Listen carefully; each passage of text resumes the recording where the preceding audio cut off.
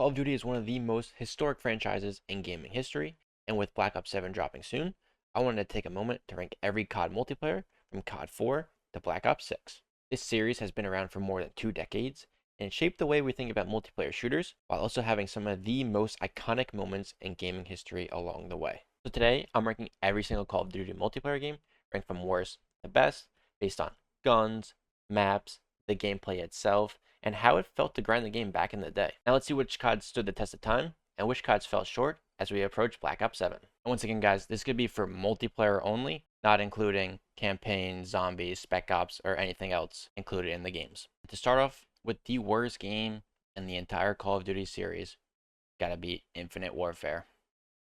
I've played COD for the past 18 years. This is the game I put the least amount of time into by far. If any of you guys like this game, let me know why. Otherwise, I'm not going to waste my time on this game anymore and move on to the second worst game of all time. And that game is going to be Vanguard.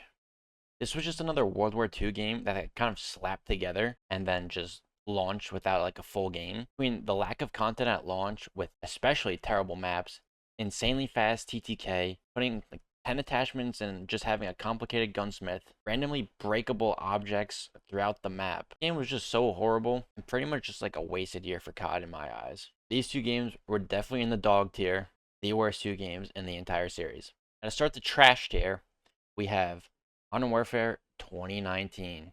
This game was the start of skill-based matchmaking in Call of Duty. It had terrible maps.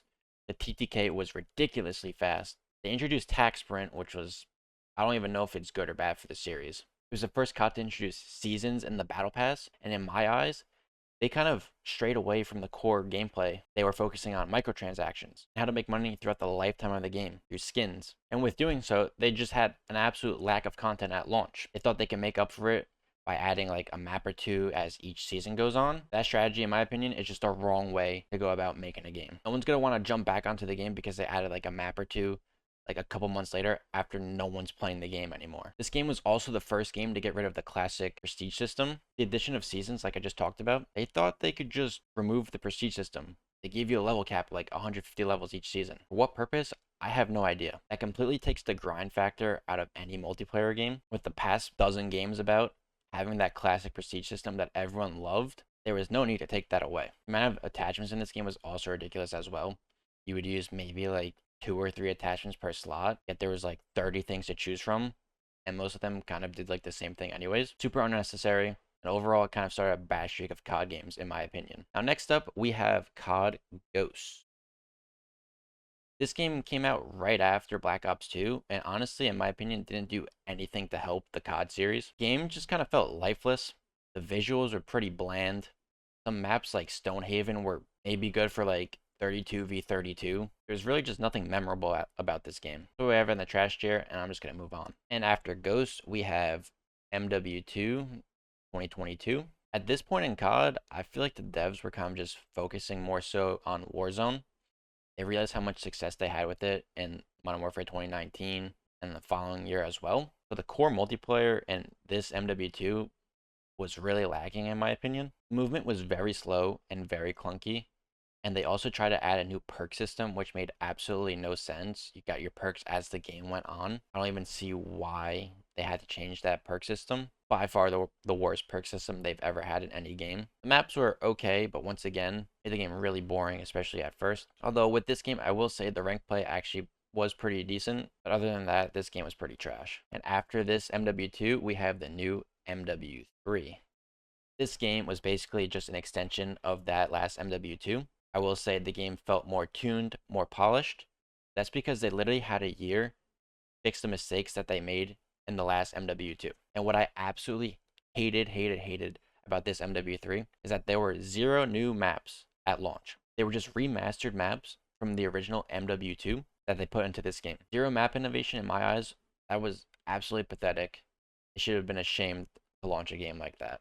Now after this MW3, we have World War II. This game was kind of supposed to bring COD back to the glory days. It was the first game with boots back on the ground after 3 years of advanced movement in COD, and people were really excited for this game, but ultimately it just did not live up to the hype. Once again, the maps were pretty bad in it and limited content at launch, and it was another game that would just use the STG and the MP40. They also added these weird divisions to the game, which basically restricted how you could use each gun or how you can make your class. And this game also came out pretty much at the same time as Fortnite did. So a lot of people left from COD to Fortnite, and honestly, I don't even blame them for leaving because this game was not that good to begin with. And to close out the trash tier, we have Black Ops 4. Now, I don't think this game was too horrible, honestly. I just really didn't like how you had to heal yourself every single time. There was already a really high base health, and time to kill in this game was generally slower. Having to manually heal it just felt off, and they tried doing too much with this game that it just didn't work out too well. I will say I did like the specialists in this game, and also the diamond and dark matter in this game looked fantastic. Probably the best we've ever seen. The way they would change colors every 5 kills, that was really good. I will note this game did also have a pretty good ranked and competitive scene. Other than that, this game didn't really hold my interest for too long. This game was also competing with Fortnite, so a lot of people moved on from this game pretty quickly. Now we're getting to some of the better games in the series. We're going on to the good tier. And to start this, we have Cold War. A lot of people like this game because it kind of slowed things down a bit. Movement speed got tuned back a bit from Modern Warfare 2019. No tack sprinting. There's also a slower time to kill. There was good like weapon movement and like strafing in that regard. And the maps in this game were pretty good as well. It had a nice flow, a nice pacing to the game. Once again, the common theme that we saw with Cold War is just limited content at launch. Modern Warfare 2019 really messed Call of Duty up in that manner. I was talking about it before. They added the season system, and what the season system did was it just made them lazy on launch, in that they can just add stuff throughout the entirety of the game, but no one's going back to play the game because they don't like it at first. They don't like it at launch because there's no content there. And no one's coming back to play a game that they got burnt out on because they added a couple new maps. And guys, another thing I want to add, a lot of the maps that they added eventually were just remakes of fan favorites from previous games, and their original maps for the game at launch were just not good. I don't think it was a good thing on older maps to carry their new game. But the core gameplay for Cold War was pretty good. It just had a lower retention rate for a Call of Duty game. Now, after Cold War, this is going to surprise some people, but we have Black Ops 6. Maybe there is some recency bias here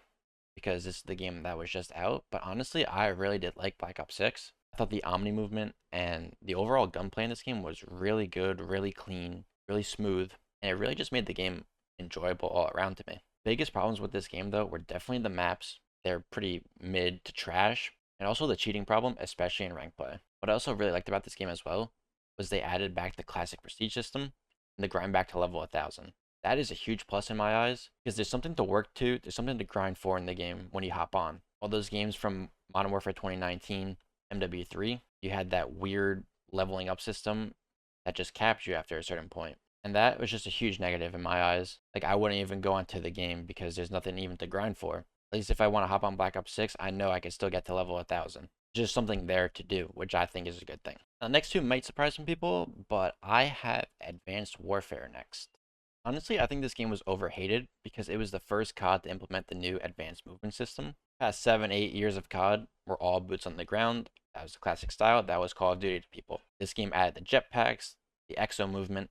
People didn't like that. They felt it was a way for them just to get outplayed, outmaneuvered, because they weren't willing to put the time in themselves in order to get better at the game. But that was the aspect of the game that I really enjoyed, actually. Learning how to use the movement and just outplay people in that regard. Instead of, just pure gameplay, gun skill, the movement in this game kind of rewarded aggressive players. Big problem with this game, though, was probably the supply drops. That was definitely a pay-to-win aspect of this game and shouldn't be in any game, let alone Call of Duty. Best gun in the game, the Obsidian Steed, was only available through a supply drop, and there were actually tons of people who never even got that gun even when the game's life cycle was over, which is just unfair to them. Overall, I think the core gameplay of this game was actually good. This game was definitely underrated in my opinion. And to close out this good tier, I have the original MW3. I know this is some people's favorite game. I do think it's still very good, but it's just not in my amazing tier. This game had a huge variety of weapons to choose from.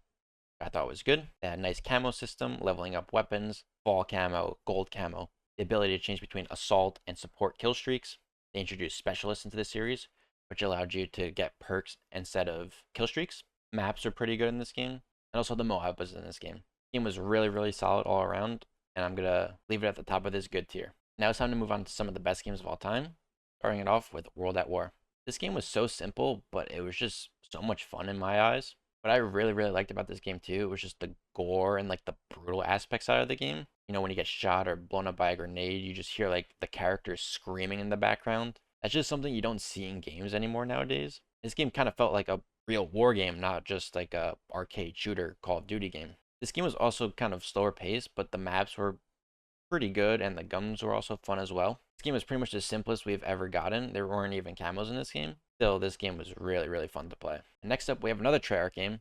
We have Black Ops 1. Guns and maps in this game were some of the best we've ever seen, hands down. Kill streaks were really good as well. And the introduction of party games like Sticks and Stones and One in the Chamber also added a really fun element to this game. I really don't have much else to add for this game. This game was just fantastic all around. Really enjoyed Black Ops 1. After Black Ops 1, we have the game that started it all.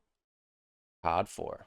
This was my first COD game. I remember playing it as a kid, getting on the game early in the morning and boosting for headshots and camos with my friends. This game revolutionized the COD series and the multiplayer experience. With the addition of custom classes with perks, unlockable camos, introduction of kill streaks into the series, prestiging, the game laid the foundation for what COD would become. And even with the simplicity of it, this game was so much fun to play. And to close out this amazing tier, we have Black Ops 2. This game really had it all. Some of the best maps we've ever seen. So many weapons to choose from. The sniping was amazing on this game. They also introduced the pick 10 system for a creator class. This really allowed you to make your class the way that you wanted to use it, whether you wanted more attachments, more perks, whatever the case may be. That pick 10 creator class system was really good, especially in this game. And this game introduced score streaks, and the score streaks in this game were hands down had the best score streaks to choose from. So many different ways to get high kill gameplays with those, and this game was just so much fun to play. Now for the top 2 games, in my opinion, in all of Call of Duty. At number 2, we have the original Modern Warfare 2. I don't think we'll ever see anything like Modern Warfare 2 ever again. You just had to be there. This game was just pure chaos between the trash talking lobbies, the noob tubing, every single gun being broken, the quick scoping, the trick shotting, and the introduction of the nuke. This game really just had it all. This was pretty much just peak Call of Duty. You know, you trash talk someone in a lobby, then you say 1v1 me, quick scopes on Rust. You don't see that anymore. This game also had some of the best maps of all time as well, and really just an incredible game. Coming in at number 1, may surprise some people, it is Black Ops 3. Everything about this game just felt right. The new movement system that was introduced in Black Ops 3, something we've never seen before in any COD. It was so smooth, so crisp, and even with that advanced movement, it still felt like COD. Weapon bouncing in this game was at an all-time high. You could literally use any single gun and it would be really competitive. The maps in this game were also great. And also the addition of specialists into the series was fantastic. I believe there were 9 different specialists you can use, and they each had their own weapon or ability that you can use. Because of that, each game kind of felt different. It didn't feel stale ever, because you could just use the Scythe instead of the Purifier, or you can use the Tempest or the War Machine or whatever it was. It wasn't just strictly guns, even though the guns were really good. You can also use these specialists, which just made the game so different, so unique. And honestly, this was my favorite COD of all time. Of course, guys, that's just my list. I want to hear if you guys agree or disagree with it. And if so, what are your 3 favorite games of all time? And if you guys are new here, be sure to hit that subscribe button, as I will be posting Black Ops 7 content daily when that comes out. I'll catch y'all next one. Peace out, guys.